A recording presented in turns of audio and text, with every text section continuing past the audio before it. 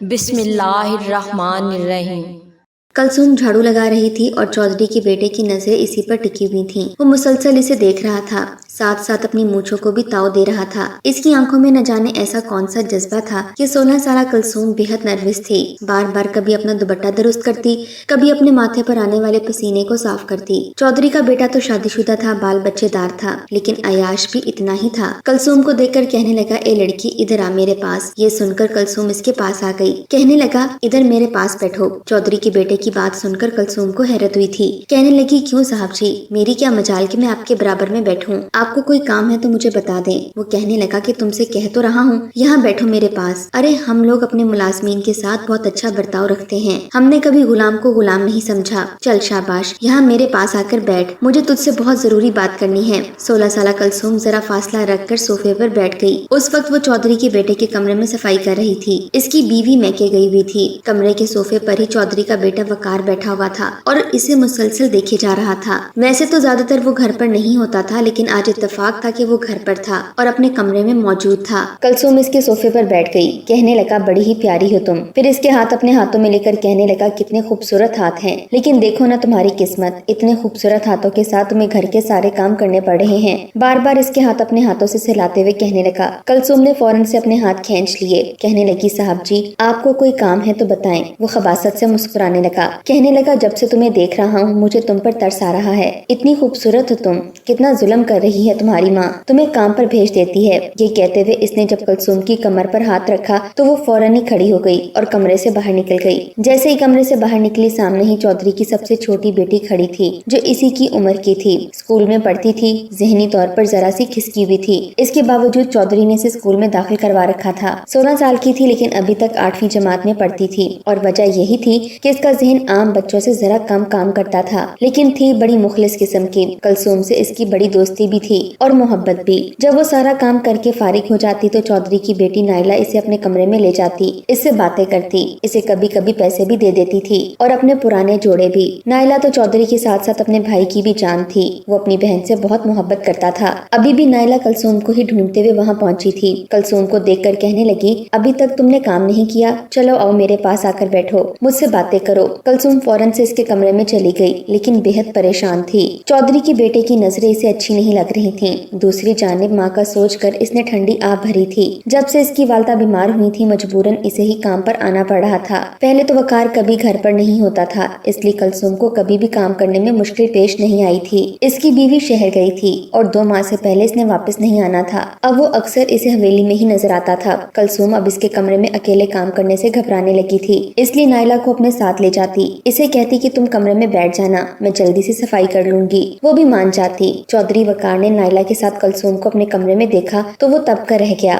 نائلہ صوفے پر بیٹھی کلثوم سے باتیں کر رہی تھی، کلثوم صفائی کر رہی تھی۔ ایک بار تو بڑی چودرائن بھی گھر پر نہ تھی، اپنی خاص ملازمہ کو ساتھ لے کر کہیں گئی تھی۔ چودھری وقار کو یہ اچھا موقع ملا تھا، اس لیے اس نے بہانے سے نائلہ کو اپنے پاس بلایا اور اس کا ہاتھ پکڑ کر اسے اس کے کمرے میں لے گیا۔ وہ تھوڑی سی باولی سی تھی، فوراً سے باتوں میں آ جاتی تھی۔ چودھری وقار نے جوس کے اندر ایک نشہ ملا کر نائلہ کو پلا دیا۔ آج اس کا ارادہ کلثوم کے ساتھ گناہ کرنے کا تھا، جانتا تھا کہ ملازمہ ہے، بھلا اس کا کیا بگاڑ سکتی ہے۔ وقار اپنے کمرے میں آیا اور کلثوم سے کہنے لگا کہ میرے کمرے میں آ کر کمرے کی صفائی کرو۔ اس بار اس کا لہجہ بہت غصے میں تھا۔ وہ کہنے لگی، صاحب جی میں ابھی نائلہ بی بی کو لے کر آتی ہوں۔ یہ سن کر وقار اس پر بھڑک اٹھا، کہنے لگا، کیا مطلب اس بات کا؟ تم میرے کمرے میں اکیلے صفائی نہیں کر سکتی؟ کیا باقیوں کے کمرے میں نائلہ کو لے کر جاتی ہو؟ ویسے بھی وہ سو رہی ہے، چلو جلدی سے میرے کمرے کی صفائی کرو۔ یہ کہہ کر اس نے کلثوم کا ہاتھ پکڑا اور اپنے کمرے میں لے گیا۔ کلثوم تو یوں تھی کہ جیسے اس کا رنگ ہی اڑ گیا ہو۔ کمرے میں لے جا کر اس نے کمرے کا دروازہ بند کیا۔ وہ کہنے لگی، صاحب جی آپ نے دروازہ کیوں بند کیا ہے؟ وہ کہنے لگا، ابھی بتاتا ہوں، آج تمہیں بتاؤں گا کہ تم مجھے اتنی اچھی کیوں لگتی ہو۔ جب سے تمہیں دیکھا ہے میں تو تمہارے حسن کا دیوانہ ہو کر رہ گیا ہوں۔ عمر میں وہ اس سے 2 گنا ہوگا، شادی شدہ تھا، ایک چھوٹا بچہ بھی تھا، اور اس کے باوجود اس کی گھٹیا نظریں اور باتیں سن کر کلثوم بے تحاشا گھبرائی تھی۔ جانتی تھی کہ وہ ایک ملازمہ ہے، ان امیر لوگوں کا مقابلہ نہیں کر سکتی، کل کو اس کی پکار سننے والا کوئی بھی نہیں ہوگا، اس لیے اپنا ہاتھ چھڑوانے لگی، لیکن وقار نے اس کا بازو پکڑ کر بری طرح سے دبوچ دیا۔ کہنے لگا زیادہ نخرے دکھاؤ گی نا تو تمہارا وہ حشر کروں گا کہ تہہ خانے میں بند کر دوں گا، تیرے گھر والے تجھے ساری زندگی ڈھونڈ نہیں سکیں گے، ساری عمر تہہ خانے میں پڑی سڑ جاؤ گی۔ وہ کہنے لگی میرا ہاتھ چھوڑو، شرم نہیں آتی، میں تمہاری چھوٹی بہن کی طرح ہوں۔ یہ سن کر وہ ہنسنے لگا، کہنے لگا چھوٹی بہن کی طرح نہیں ہو،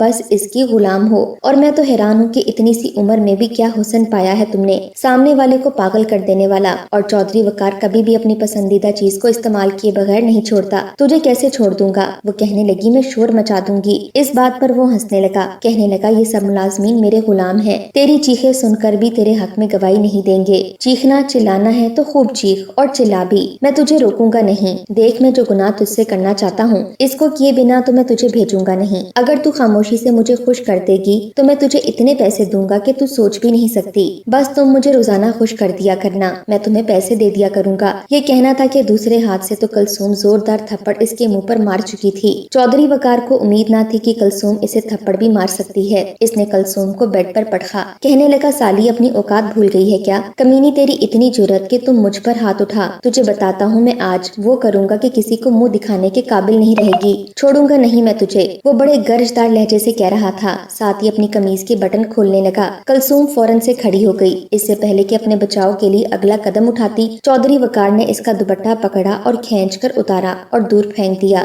اس کی آنکھوں میں اس وقت ہوس کی چمک تھی۔ کلثوم رونے لگی، اپنے ہاتھ جوڑنے لگی کہ خدا کے لیے مجھے برباد مت کرو، میں تمہاری چھوٹی بہن جیسی ہوں۔ لیکن وہ تو کچھ سننے کو تیار ہی نہ تھا، پھر صحت میں بھی قابل رشک تھا، لمبا چوڑا بھرے جسم کا مالک تھا، اور کہاں وہ دبلی پتلی سی لڑکی تھی۔ اس نے اسے اپنے حصار میں لینے کی کوشش کی۔ کلثوم بار بار اس کے سامنے روئے جا رہی تھی کہ وہ اس کے ساتھ گناہ نہ کرے، لیکن چودھری وقار پر تو جیسے شیطان حاوی ہو چکا تھا۔ اس سے پہلے کہ چودھری وقار کی گستاخیاں کلثوم کے ساتھ بڑھتیں، اس نے اس کی آنکھوں میں انگلی مار دی۔ اتفاق تھا کہ کلثوم کے ناخن بڑے ہوئے تھے، اس لیے چودھری وقار کی آنکھوں میں ناخن مار دیے۔ اس کی آنکھیں زخمی ہو گئی تھیں کہ آنکھوں سے خون بہنے لگا۔ وہ یکدم پیچھے ہٹ گیا۔ کلثوم نے زمین سے اپنا دوپٹہ اٹھایا اور نہایت بدحواسی کے عالم میں وہ کمرے سے باہر نکل گئی تھی اور بھاگتے ہوئے حویلی سے بھی باہر چلی گئی، لیکن اپنے گھر نہیں گئی تھی۔ جانتی تھی کہ اگر وہ گھر جائے گی تو چودھری وقار اس کے گھر میں گھس کر اس کی عزت تار تار کر دے گا، اس لیے کھیتوں میں ہی چھپ کر بیٹھ گئی۔ لیکن شام تک وہیں بیٹھے بیٹھے اسے اپنی ماں کا بھی خیال آنے لگا جو کہ بیمار تھیں۔ پتہ نہیں چودھری وقار اس کی ماں کے ساتھ کیا سلوک کرے گا۔ 12 بجے کے قریب وہ چھپ چھپا کر اپنے گھر پہنچی تھی، لیکن جیسے ہی اپنے گھر کے قریب گئی تو گھر کا دروازہ کھلا ہوا تھا۔ محلے کی عورتیں اس کے گھر میں جا رہی تھیں، رونے کی آوازیں آ رہی تھیں۔ اس کا تو دل جیسے تھم سا گیا تھا۔ اس کی والدہ کو چودھری وقار نے جان سے مار ڈالا تھا،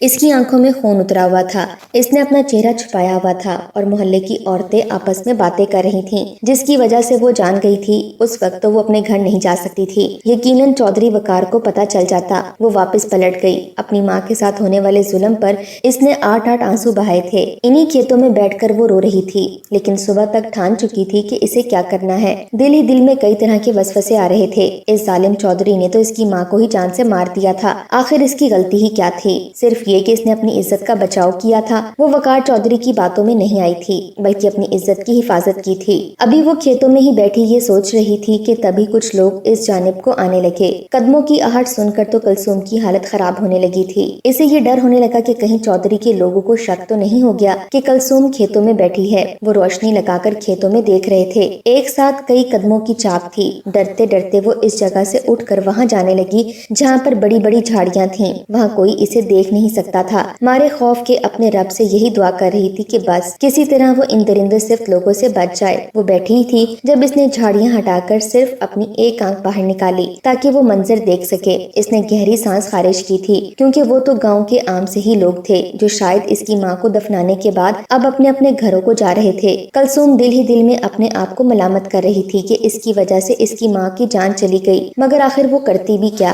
بے ساختہ اس کی نظر اپنے ناخنوں کی طرف گئی تھی، جو ناخن اس نے چودھری وقار کی آنکھوں میں مارے تھے۔ جب وہ لوگ اس کے پاس سے گزرے تو یہ بات بھی اس نے سن لی۔ ان لوگوں میں سے ایک شخص کہہ رہا تھا کہ چودھری کے بیٹے کی آنکھیں ضائع ہو گئی ہیں، نہ جانے کیا چیز اس کی آنکھوں میں لگی ہیں، اور اس کا چکر ہمارے گاؤں کی اس خاتون سے تھا۔ یہی کہا جا رہا ہے کہ یہ خاتون طبعی موت مری ہے، لیکن پھر کچھ خواتین کا یہ بھی کہنا ہے کہ چودھری کے لوگوں کو ہم نے اس خاتون کے گھر میں داخل ہوتے دیکھا تھا۔ کچھ دیر بعد جب گاؤں کی خاتون ان کے گھر گئیں تو آگے سے بیچاری مری پڑی تھی۔ ہو نہ ہو کوئی نہ کوئی چکر تو ضرور ہوگا جو چودھری चौधरी के लोगों ने आकर इस औरत को मार दिया, लेकिन बहरहाल हम क्या कर सकते हैं। चौधरी के आगे आज तक किसी की चली है। बस दुआ करो कि अल्लाह ताला हमें चौधरी के इस कहर से बचा कर रखे। वो लोग इतनी बातें करते हुए वहाँ से जा चुके थे, जबकि कुलसुम तो अपने मुंह पर हाथ रखकर अपना सांस रोके बैठी थी। जैसे जैसे वो रात गुजरी थी, वो झाड़ियों में ही फंसी रात के न जाने कौन से पहर सो गई थी। जैसे ही सुबह का सूरज तुलू हुआ तो इसकी आंखें भी खुल चुकी थीं। भूख से इसका बुरा हाल था, लेकिन वो क्या खाती कहीं जा भी नहीं सकती थी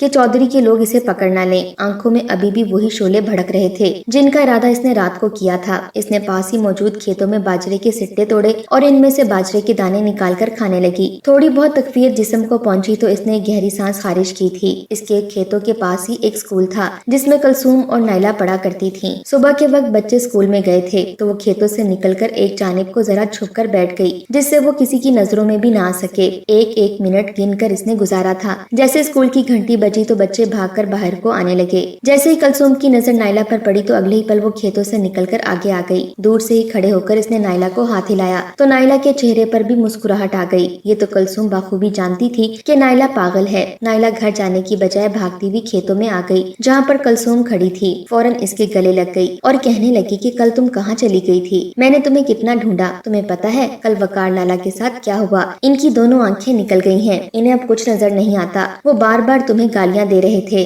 तुमने क्या किया है वकार लाला के साथ? नाइला अपनी ज़हनियत के मुताबिक कुलसुम से सवाल कर रही थी। कुलसुम ने एक नजर नाइला को देखा और कहने लगी कि कुछ नहीं, मैंने तो कुछ नहीं किया। चलो आओ तुम मेरे साथ, मैं तुम्हें आज अपने घर लेकर जाती हूँ। हम तुम तो सहेलियाँ है ना, देखो तो तुम आज तक मेरे घर ही नहीं आई। कुलसुम बड़े गौर से नाइला को देख रही थी। नाइला अगले ही पल अपनी उंगलियों को दांत में दबाकर कहने लगी कि चलो आज मैं तुम्हारे घर चलती हूँ। हम दोनों सहेलियाँ वहाँ पर बैठकर खूब खेलेंगी। कुलसुम यही तो चाहती थी। फिलहाल तो वहाँ पर लोग थे, इसलिए वो इसे खेतों में ले आई और वहीं झाड़ियों के पीछे से बिठा लिया। कहने लगी कि कुछ देर हम यहीं पर झाड़ियों में बैठकर खेलेंगे, इसके बाद मैं फिर तुम्हें अपने घर ले जाऊंगी। नाइला खुश हो गई थी। वो वहीं खेतों में बैठकर कितनी ही देर खेलती रही। जैसे जैसे शाम होने लगी और अंधेरा हर सू फैलने लगा तो नाइला और कुलसुम दोनों घर की जानिब आने लगी। बड़े ही मोहतात अंदाज में कुलसुम नाइला को अपने घर लेकर आई थी। घर लाकर इसने इसे एक कमरे में बिठाया था। पूरा घर खामोशी में डूबा हुआ था। गाँव की औरतें अपने अपने घरों को जा चुकी थीं। इसके घर में अब कोई भी नहीं था। एक नजर इसने सामने दीवार पर लटकी हुई अपनी माँ की तस्वीर पर डाली। आंखों में तो बदले की आग भड़क उठी थी।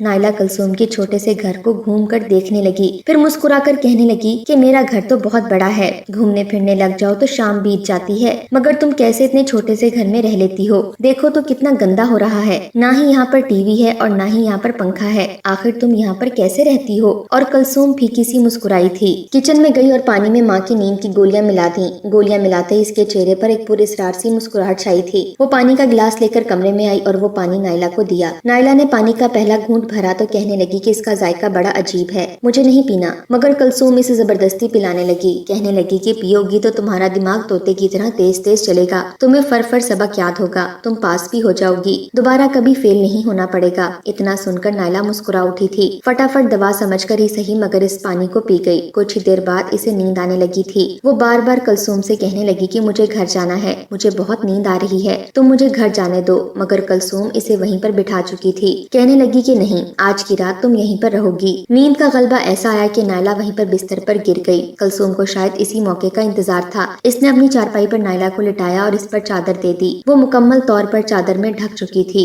अंधेरा भी फैलता जा रहा था। घर अंधेरे में डूब रहा था। इसने पहले लालटेन जला रखी थी। इस लालटेन को भी बुझा दिया और खुद घर से बाहर जाकर एक मर्तबा फिर खेतों में बैठ गई। कुछ देर बाद यहाँ पर क्या होने वाला था इस बारे में कुलसुम अच्छे से जानती थी। मुंह ही मुंह में बुड़बुड़ाने लगी कि तुम लोगों ने मेरे साथ अच्छा नहीं किया, तुम लोगों की वजह से मेरी माँ मर गई। आखिर तुम लोग खुद को समझते क्या हो? आज देखना कैसे तुम लोगों की मैं अक्कड़ ठिकाने लगाती हूँ। कुलसुम मन ही मन में बुड़बुड़ा रही थी। जैसे ही अंधेरा फैला तो कुलसुम के अंदाजे के मुताबिक एक जानिब से 5 लोग कुलसुम के घर में दाखिल होने लगे थे। ये देखकर तो कुलसुम घबरा चुकी थी। इन्हीं 5 लोगों में वकार चौधरी भी मौजूद था। शायद कहीं से इसे खबर मिल चुकी थी कि कुलसुम घर में वापस आ चुकी है। घर तो बिल्कुल अंधेरे में डूबा हुआ था। कुलसुम से बदला लेने की खातिर वकार चौधरी ने अपने लोगों के साथ मिलकर कुलसुम के साथ इज्तिमाई ज्यादती की थी। वो तो यही समझ रहा था कि इस अंधेरे में बिस्तर पर सोई हुई लड़की कुलसुम है। एक आंख तो चौधरी की बिल्कुल ही खराब हो चुकी थी, मगर दूसरी आंख से इसे कुछ नजर आ रहा था। बदले की आग में गर्क बजाय अल्लाह ताला से माफी मांगने के वो खुद यहाँ पर कुलसुम की इज्जत लूटने के लिए आ चुका था। वो तो अपने लोगों के साथ घर वापस चला गया और सुकून की नींद सो गया। लेकिन अगली सुबह तो कैराम मच चुका था जब वकार चौधरी का बाप सारे नौकरों और मुलाजमों को इकट्ठा करके पूछ रहा था कि नाइला किधर है।